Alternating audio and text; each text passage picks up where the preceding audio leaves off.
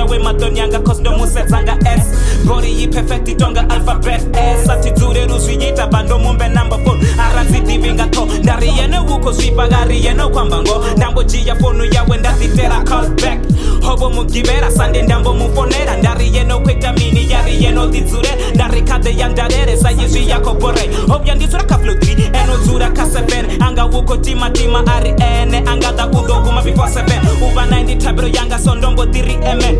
Ambo diswika tomo mbuza ngene mune Ndine ndipan poporo wa wito ndibene mune There is something special about this guy Nisongo tamba biya mwana wa batu Ikombera pare Bari zire naita bangwe na ini nite tobo Pare Nisongo tamba biya mwana wa batu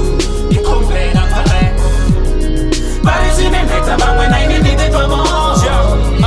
Reflecting ngabo 6 ndomu Seza matoni pare atiko amba nixi pare mbiru nindiri Hoyu mwana ndiwa budi Otanya marubi awe Ndiya budi ndari ya sendere tini ari hai Ene wuko shabo DJ niso spini Nenga mbiru ndari hapa nuni ndinga tinga wi Arishpinga chono tuwa Yende noko teyo tuwa Nendari ya songo chua Ratumo kisana Feelings get it deeper Bokara sila usipa Natomo mgrupurura arindandu Please you see Hambizi ngala nova Umbiza ngala ndandu Bambiru nindari ish Ndambuzo ndia mufuna NRA show Ifa chimpuna pare usho Uri vila o maybe Kabi dimbuzo ra pare matbati dresse voice Maybe yo bachi donfuna kozo Bachi to basi na choice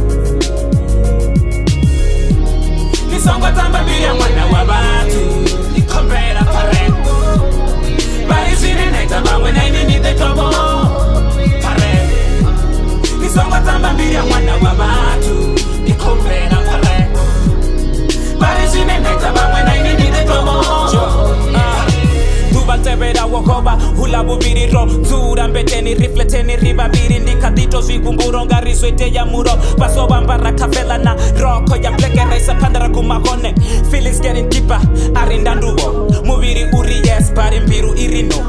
Natongo stopa yende Ndikwamba ngo Sokwete ya minupa apa Ndi matomo ashuka na riko gumanepa Maybe una auti ine aifuna umpira Maybe una mutwe na ngasiko no muricha Zvinezwa ambori zote Zwene raita Mbiru nitsa shurikote ya uzwitilita Urimwe tsuchiperoko prutere jemisteni Hezwi ndi yapati diburi nditeni Chinenda mumpera ndiburi ya songo nkagwa Yenda chitangana na nasongo dito garantini